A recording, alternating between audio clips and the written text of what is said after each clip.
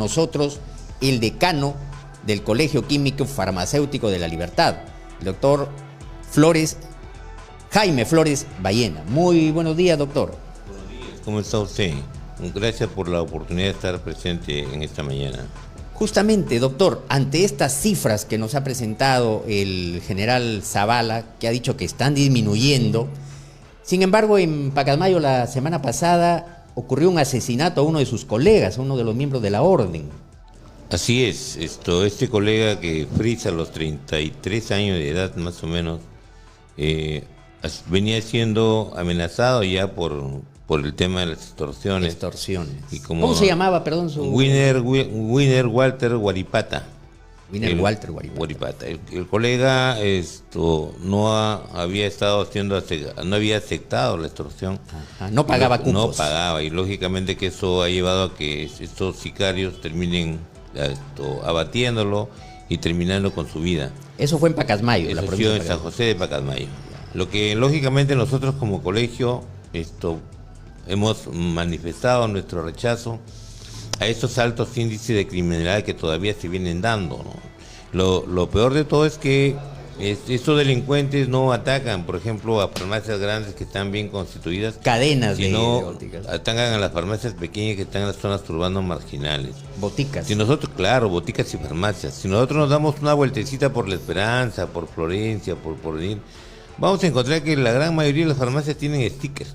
De las bandas criminales, encuentras, ¿no? un Puma, encuentras Jauría.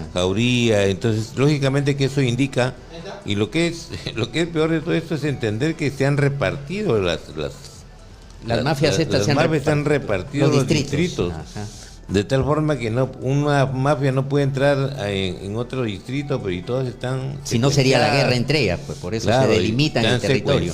Y lógicamente que nosotros estamos preocupados porque hoy las farmacias pequeñas, que son farmacias emergentes, tienen un problema ya. Estamos viviendo un tiempo de recesión económica donde no hay casi recursos económicos por parte de la población, y lógicamente que las ventas que podría tener una farmacia no justifica muchas veces el esfuerzo y la dedicación que le pone el profesional, y encima de todo esto tener que pagar los cupos a una banda criminal sobre pretexto de vigilancia y guardianía.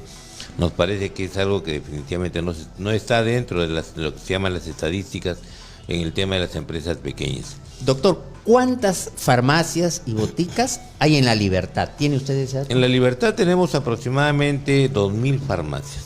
En toda La Libertad. En toda La Libertad tenemos 2.000 farmacias. ¿Y boticas? Farmacias farmacias y boticas. Solamente, por ejemplo, en La Esperanza tenemos más de 200 farmacias. En Porvenir estamos casi llegando ya a las 200.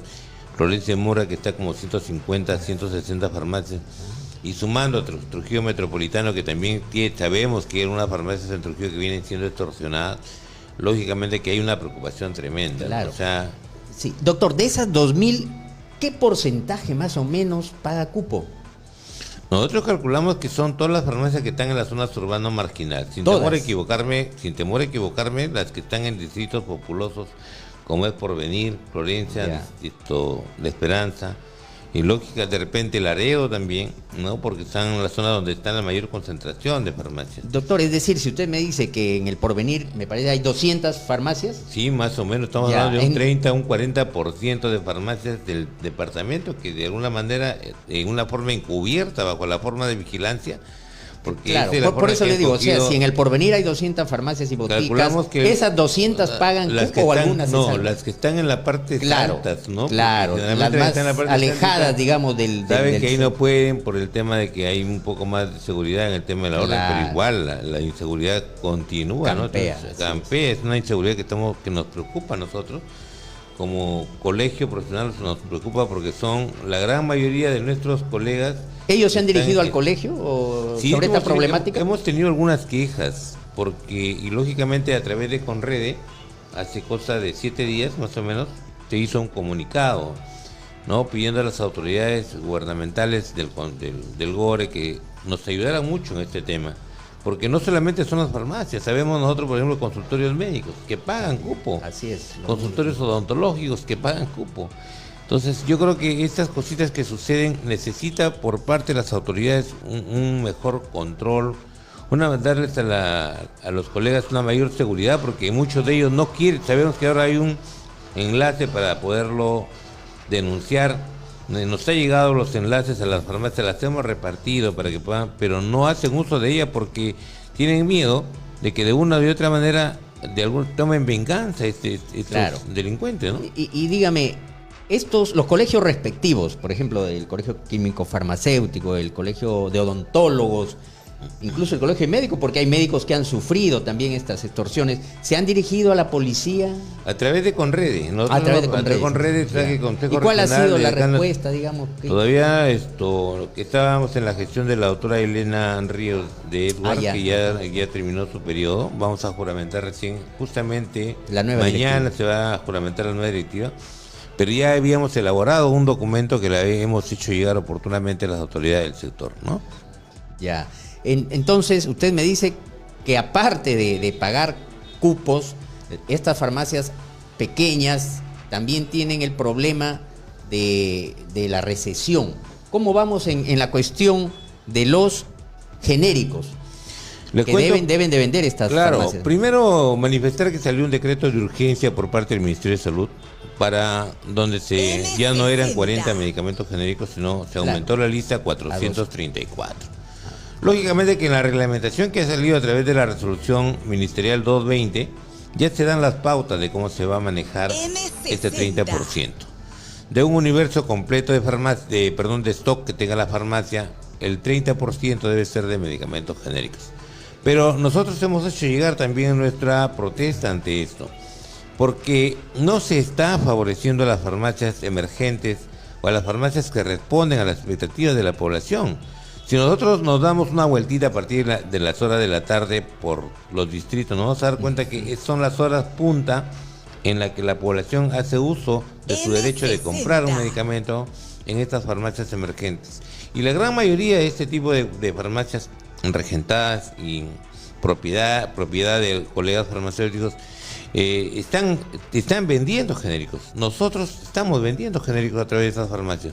Lo que no ocurre en las grandes cadenas. O sea, nosotros sabemos muy bien que ha habido comunicado de Aspefar, comunicado del grupo Incafarma, Mifarma, pero si nosotros vamos a comprar un genérico, nos van a dar el genérico de sus líneas de ellos, que no es lo mismo al genérico que está promocionando el Ministerio ¿Por qué de así? Salud. A ver, explíquenos, ¿cómo es eso de que ellos dan genéricos de su línea? Ellos y no tienen es líneas el- propias. La mayor parte de las cadenas, Mifarma, Incafarma y algunas cadenas manejan líneas propias que son de ellos. O sea, Que líneas ellos- propias genéricos. Claro, que ellos mismos producen. Entonces, lógicamente que cuando vamos a poner un ejemplo, un medicamento A que tenga en comercial tiene su genérico en la línea propia de estas cadenas. Entonces, lógicamente que te dice, yo sí tengo el genérico, pero no es el genérico que está en el Minsa. Para ponerte un ejemplo, un blister de 10 tabletas de paracetamol nos cuesta 50 centavos. Entonces, lógicamente que la población tiene acceso a un blister de metformina, que es para una enfermedad no transmisible como es diabetes, te cuesta 60 centavos. Entonces, para que tengas una idea que con un solo 80 tú puedes llevar tu tratamiento de un mes. Pero en la línea genérica que ellos manejan no está en esos precios. Ahora, lógicamente que nosotros hemos puesto... Son mayores esos precios. Claro, de la son línea. mucho mayores. Nosotros hemos puesto algunas observaciones en ese sentido. ¿Cuáles? por Los ejemplo? genéricos, sí. Todas las farmacias privadas deberían tener genéricos, sí. Pero de acuerdo a su consumo que tienen dentro de la parte geográfica. Porque lógicamente... O sea, nos de damos- acuerdo a las necesidades de la población. de la población, ¿Ya? porque no puedes obligar a las farmacias a que tengan medicamentos que no tienen rotación. Que no tienen salida, digamos. Que no tienen rotación, porque además hay que acordarnos que la gran responsabilidad que tiene el sector a través de los medicamentos genéricos, ya llámese Seguro Integral de Salud, llámese Salud, llámese Sanidad de la Policía Nacional o Sanidad de las Fuerzas Militares, es el Estado el que está encargado de proveer. No es esto. Entonces, ¿qué ha pasado? Que ahora el MINSA le ha trasladado parte de sus obligaciones al sector privado. Y lógicamente lo que es peor, estamos protestando porque el no tener el medicamento genérico, que puede ser por diferentes motivos, falta de provisión, falta de proveedor, medicamento que ha sido vendido, etcétera, etcétera, nos están sometiendo a una multa de 2 UIT. Una farmacia pequeña que vende 300, 400 soles diarios, en el mes te vende un promedio de 10.000 soles, por ponerte óptimamente, no le vas a poner una multa de 10.200. O sea, es ilógico, es ir contra la inversión privada, lógicamente, que es parte de lo que no se está contemplando por parte de esta bendita resolución. Nosotros hemos hecho llegar nuestro documento también a través de una protesta de 11 decanos, que estamos considerando que definitivamente se tiene que revisar este decreto de urgencia, que se tiene que volver a trabajar en una mesa de trabajo. ¿Con quién? Con los actores que intervienen en este proceso. Las farmacias. Por supuesto. No se puede hacer una decisión unilateral de arriba hacia abajo, porque te genera lo que está generando en este momento: desconcierto, desazón y el poco optimismo que tiene hoy el colega de poder invertir. Y nosotros sabemos que hoy la población necesita tener una farmacia que por lo menos responda a los intereses de la población. De las capas populares, digamos, ¿no? Que son los que menos tienen, los más desprotegidos, y necesitan que el Estado, pues, vea por ellos en cuanto a salud. El Estado no puede abdicar del derecho a la salud que tiene la población. Eso está ocurriendo ahora. Ha abdicado el Estado. Ahora usted me ha dicho que está trasladándole al privado, pero ¿y qué pasa con Senares, por ejemplo? Senares, que es el que concentra, digamos, todas las compras de medicamentos. Normalmente, el año pasado, bueno, a raíz de la pandemia hubo el tema de que todo el mundo se fue a sus casas, se manejaba virtual.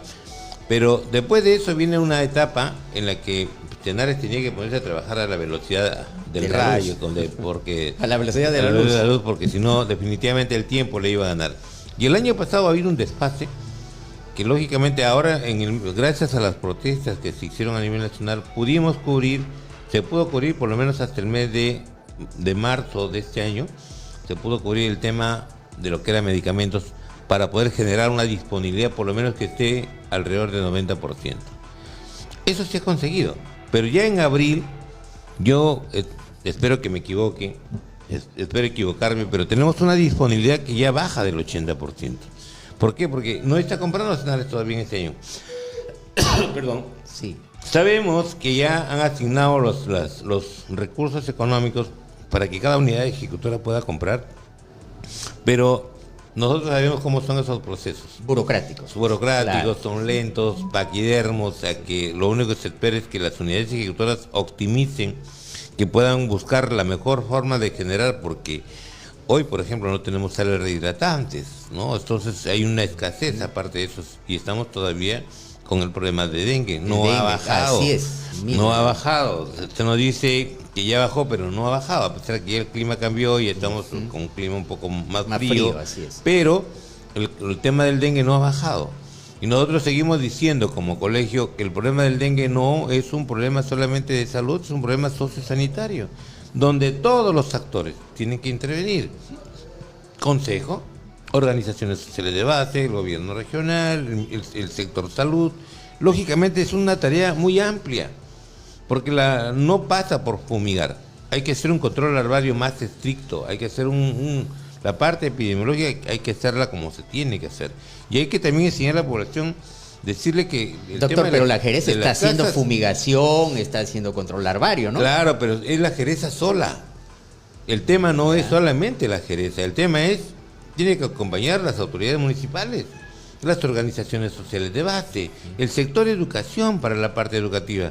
Y el mismo ciudadano, al final, que no abre las puertas, ¿no? El de las casas renuentes, que no estamos hablando de una o de dos casas, estamos hablando de un índice alto de la gente que no quiere dejar entrar a sus casas a hacer el control. Se hablaba que hasta un 50% era renuente a... Así es. Y ese es un tema donde se necesita hasta la presencia del Ministerio del Interior, el Ministerio Público también, Ministerio Público también, para poder, porque la gente tiene miedo, ¿no? Tiene miedo, dice. Es que es la inseguridad ciudadana también la que vivimos. Eso es lo que estamos viviendo, ¿no? Así es. Eso es Usted parte... no puede abrirle la puerta, pero si uno va debidamente identificado y en grupo, ¿no? Usted ve pero que ya sabemos cómo estos delincuentes se las agencian de uniforme, se disfrazan de sector salud, se disfrazan de policía, de la DIVIN. ¿Qué podemos esperar? Entonces yo creo que acá tiene que haber un poco más de seriedad en el manejo de las casas renuentes. Hay que ser un apoyo mucho más efectivo.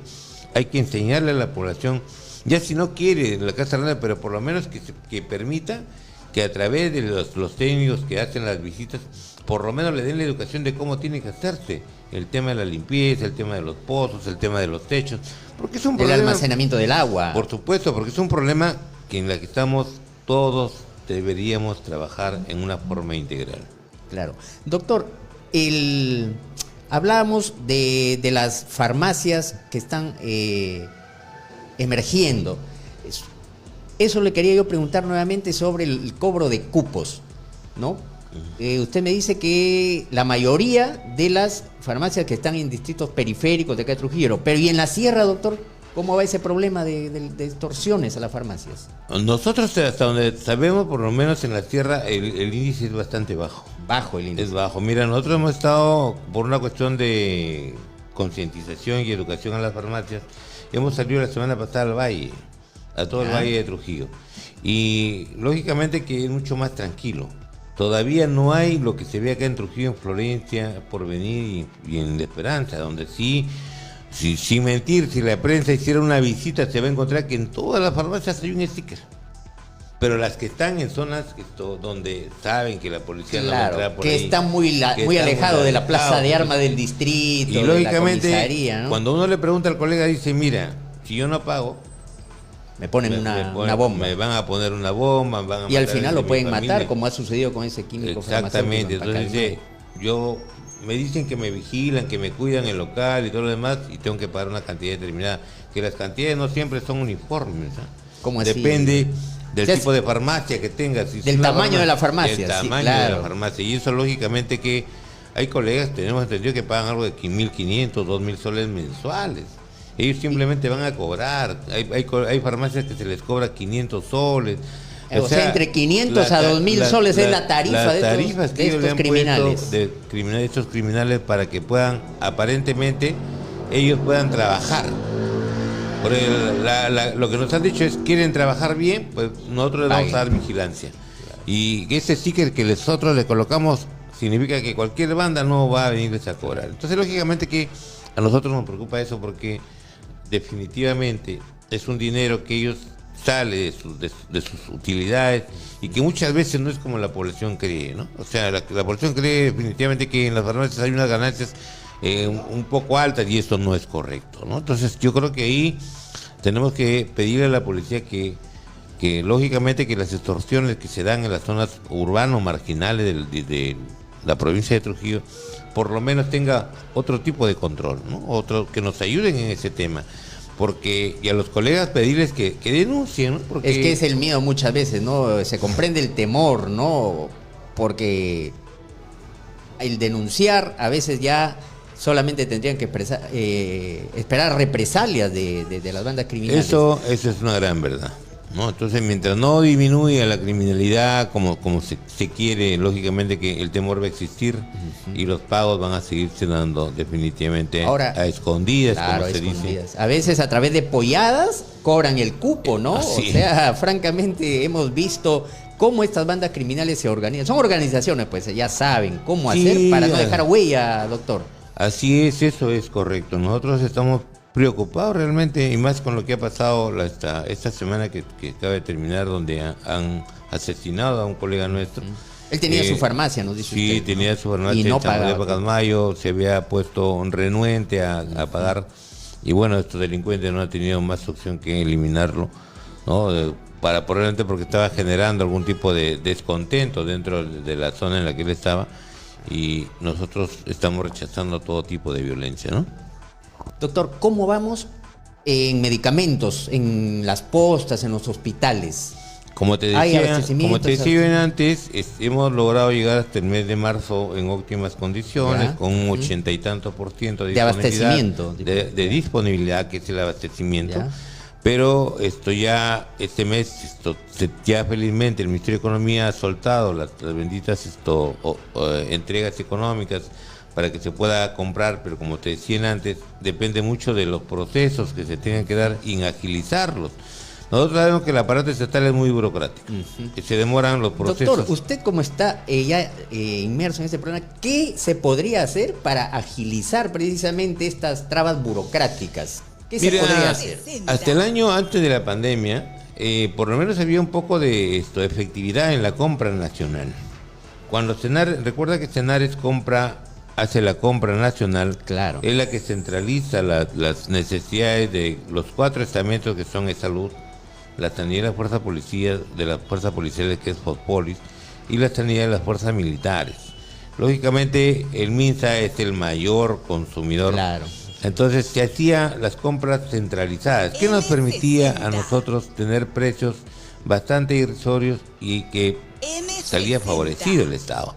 Entonces, lógicamente, después de la pandemia ha venido una serie de desfases y Senares, que compra alrededor del 40% del requerimiento nacional, no siempre compra al 100% ese 40%. Y el 60% restante se compra a través de las unidades regionales, a través de las unidades ejecutoras, pero es el Ministerio de Economía el que tiene que asignar los recursos. Entonces, lógicamente que acá no se ha cumplido en estos últimos años, y eso, imagínate no tener en este momento un medicamento de importancia para lo que es el caso de la leishmaniasis cutánea que tenemos en La Libertad. La UTA, tenemos casos que están esperando. Más de 44 casos. Tenemos casos que no están siendo todavía manejados con medicamentos. Estamos a la espera. Se tienen novedades que ya se compró un medicamento alternativo, pero todavía los tenemos a los pacientes en espera.